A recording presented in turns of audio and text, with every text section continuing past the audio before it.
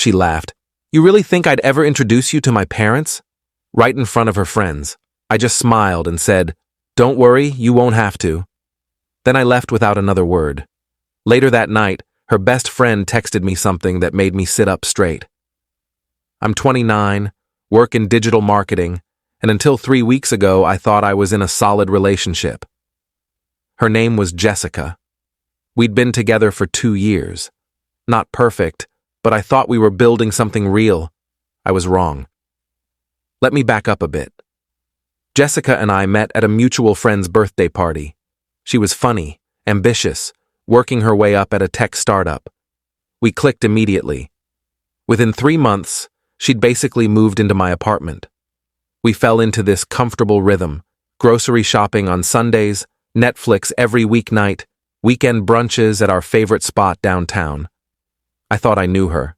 I thought we were solid. Sure, there were small things. She never really wanted me to meet her parents, always had excuses. "They're traditional," she'd say. "I want to wait until we're more serious."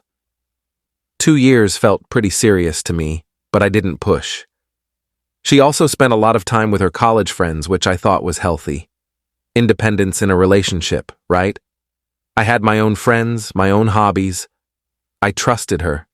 The night it all blew up was supposed to be casual. Jessica invited me to meet her at this trendy bar downtown, where she was hanging out with her college friends. I'd met a few of them before, but this was a bigger group, maybe 7 or 8 people. I showed up around 8, found her at a table near the back, surrounded by mostly women and one guy I didn't recognize. She waved me over, didn't get up, didn't kiss me hello, just a wave. First red flag I ignored. I sat down in the empty chair next to her, ordered a bourbon on the rocks, tried to join the conversation. They were talking about some trip they all took to Miami last year. I wasn't there, obviously. Jessica had told me it was a girls' trip, and I'd encouraged her to go, even helped her book the flight. So I just listened, nodded along, laughed when appropriate. I felt like an outsider, but I figured I'd warm up to the group eventually. Then one of her friends, Melissa, turned to me with this bright smile and said, "So when are you finally meeting Jess's parents? You guys have been together forever, right? Like 2 years?" I started to answer, something casual like, "Hopefully soon." But before I could get the words out, Jessica laughed. Not a nervous laugh, not an uncomfortable laugh. A genuine, dismissive laugh that cut through the noise of the bar. She looked at Melissa, then at me, and said, "You really think I'd ever introduce him to my parents?" The table went dead silent. I felt my face get hot, that prickly sensation you get when you've been slapped in public. Someone coughed. The guy across from me suddenly became very interested in his phone. Another friend stared into her wine glass like it held the secrets of the universe. Jessica just sat there smirking, swirling her martini, like she'd made a joke only she understood. I could feel everyone's eyes on me, waiting to see how I'd react. Would I yell? Would I defend myself? Would I shrink down and pretend it was funny? I didn't do any of that. I looked at her, really looked at her, and for the first time in 2 years, I felt like I was seeing a stranger. I smiled. Not a fake smile, but the kind of smile you give when you've just figured out the punchline to a joke you didn't know you were part of, and said, "Don't worry, you won't have to." Then I stood up, dropped a 20 on the table for my drink, and walked out. I heard someone say, "Dude, what the hell?" behind me, maybe directed at Jessica, but I didn't turn around. I didn't need to see her face. I got in my car and drove home. My hands were shaking the whole way. Not from anger, from adrenaline, from the sudden, crushing realization that I'd wasted 2 years of my life on someone who saw me as a joke. I expected her to text me, call me, something, apologize, explain, beg me to come back. But my phone stayed silent for 3 hours. I sat on my couch, staring at the wall, replaying the moment over and over. What did I miss? How did I not see this? Was I just a placeholder? A warm body to fill space in her life until something better came along? Then, at 11:47 p.m., my phone buzzed. But it wasn't Jessica. It was her best friend, Lauren. We'd always gotten along well. She was the one who'd told Jessica I was a good guy when we first started dating, who'd vouched for me. She was calm, reasonable, the kind of person who didn't do drama. The text said, "Hey, I need to tell you something. Can you call me?" I stared at that message for a full minute before I called her. My stomach was in knots. She picked up on the first ring. "Hey," she said. Her voice was tight, shaky, like she'd been crying or was about to. "What's going on?" I asked. "I'm so sorry about tonight," she said. "That was completely fucked up. I told Jess that in the parking lot. But there's more you need to know, and I can't keep quiet anymore." My stomach dropped. "What do you mean?" "Jessica's been seeing someone else. For like 6 months. I couldn't breathe. The room tilted.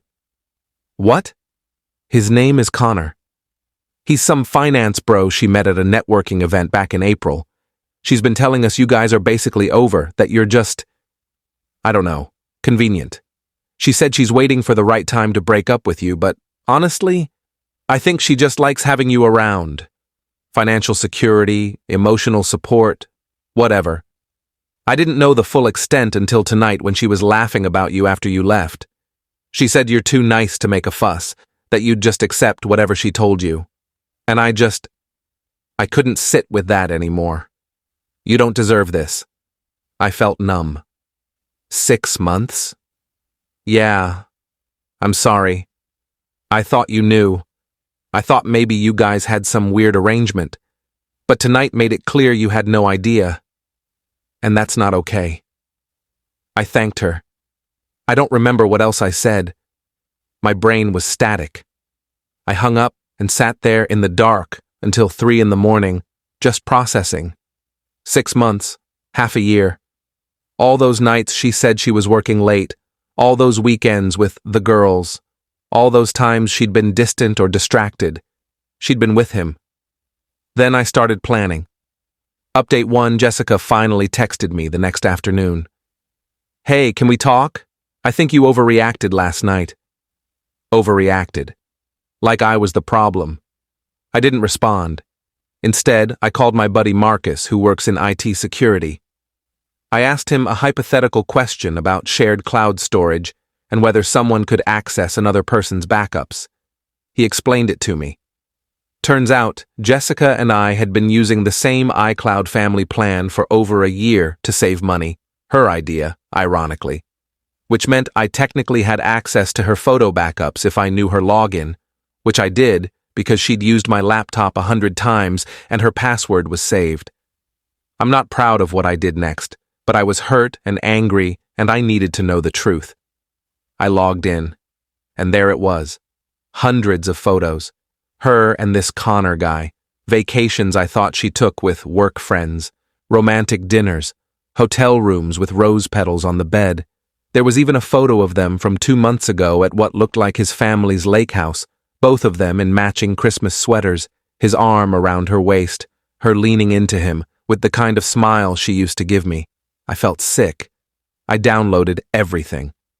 Then I logged out and cleared my search history like I was committing a crime. She called me that night. I didn't pick up. She left a voicemail, her voice sweet, almost annoyed. "Look, I'm sorry I embarrassed you. I was drunk and stupid. Can we please just talk? I miss you." I texted back. "We can talk tomorrow. Coffee at Brewed Awakening, 2 p.m. She replied immediately, "Okay, thank you. I love you." I stared at those 3 words. I love you. Did she? Had she ever? I didn't respond. Update 2.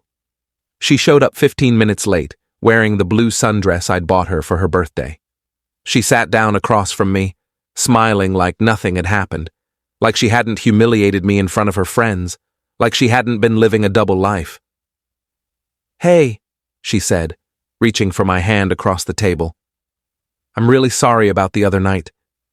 I don't know what I was thinking. I was drunk and being stupid." I pulled my hand back. "Tell me about Connor." Her face went white, literally drained of color. "What?" "Connor. The guy you've been seeing for 6 months. She opened her mouth, closed it, opened it again. Who told you that? Does it matter? It's not what you think, she said, and I almost laughed, because that's what they always say. We're just friends. Stop. I pulled out my phone, opened the photos folder, and slid it across the table. I have about 300 photos that say otherwise. Her hand shook as she picked up the phone. She scrolled for maybe 5 seconds before she put it down, her eyes filling with tears. How did you iCloud family plan? I said. You're terrible at technology, by the way. You should probably change your password. She started crying. Real tears this time, not the manipulative kind she'd use when she wanted something. These were panicked, desperate tears. I didn't mean for this to happen. Connor and I we connected. We met at this event and started talking, and it just happened. But I do care about you. I didn't want to hurt you. You didn't want to hurt me, I repeated slowly. But you humiliated me in front of your friends, spent 6 months lying to my face, and let me think we had a future together while you were planning your life with someone else. I was confused, she said. I didn't know how to end things with you. You're so good to me. You're stable and kind and convenient, I finished for her. That's the word Lauren used. Convenient. She flinched. She had no right. She had every right, I said. She's a better friend to me than you ever were a girlfriend. We're done, Jessica. I want you out of my apartment by the end of the week. I'll stay at Marcus's place until you're gone. Leave your key on the counter. She grabbed my hand across the table, her nails digging into my skin. Please, can we just talk about this? I'll end things with Connor. I'll do whatever you want. I made a mistake. Please. I pulled my hand away and stood up. No, we can't. And you should know. I already talked to the landlord this morning. The lease is only in my name. You have no legal right to stay. So pack your stuff and get out. I left her sitting there, crying into her cold coffee. I'd already talked to my landlord that morning, explained the situation. He was sympathetic, told me I had every right to ask her to leave. Update 3. She moved out in 3 days. Lauren helped her pack, texted me updates so I'd know when it was safe to come home. She's taking the coffee maker, one text said. I didn't care. She could take whatever she wanted. I just wanted her gone. Lauren texted me after, she's a mess. But you did the right thing. I'm proud of you. I blocked Jessica on everything, phone, social media, email. I even blocked Connor, though we'd never spoken and never would. I needed a clean break, a fresh start, no reminders. 2 weeks later, Lauren texted me again. Are you sitting down? My heart sank. What now? Connor broke up with Jessica. I actually laughed out loud in the middle of the grocery store. Why? Apparently he didn't know she was still in a relationship with you. She told him you guys broke up last year, that you were just roommates finishing out a lease. When he found out the truth, I think someone from our group told him, he lost it. Called her a liar and a cheater and blocked her on everything. Karma, I said, and I meant it. There's more, Lauren said. She tried to go back to her parents' house. They kicked her out. What? Why? Her mom found out about the whole thing. Jessica's parents loved you, by the way. They thought you were going to propose. Her mom had been asking about you constantly. When they found out what Jessica did, her mom told her she was embarrassed to call her her daughter. Said she didn't raise her to be a cheater and a liar. I didn't know how to feel about that. Part of me felt vindicated, like the universe was balancing the scales. Part of me just felt sad. Sad for the time I'd wasted. Sad for the person I thought Jessica was. Sad for the future I'd imagined that would never exist. Final update. It's been 3 weeks since I walked out of that bar. Jessica's apparently staying with Melissa now, the same friend who asked the question that started everything. I heard through Lauren that she's been trying to reach out to me through mutual friends, asking if I'd give her another chance, saying she's learned her lesson and grown as a person in 3 weeks. I won't. Last week, I went on a date with someone new. Her name's Rachel. We matched on Hinge. She's a 4th-grade teacher, loves hiking, has a golden retriever named Pepper. On our first date, we talked for 3 hours and closed down the restaurant. On our second date, she asked me, "So when do I get to meet your friends? I want to know the people who are important to you." I smiled and said, "Whenever you want." She squeezed my hand across the table and said, "Good answer." I'm not healed yet. Some days I still think about Jessica, about what I missed, about how someone can lie to your face for 6 months and sleep next to you at night. I think about all the signs I ignored, all the red flags I explained away because I wanted to believe we were happy. But I'm getting there, and I know now what I won't accept. I won't be someone's backup plan. I won't be someone's joke. I won't be convenient. Lauren told me yesterday that Jessica's been posting cryptic Instagram stories about losing the one and regret, and if I could turn back time. I haven't looked. I don't need to. That chapter is closed. I'm moving forward.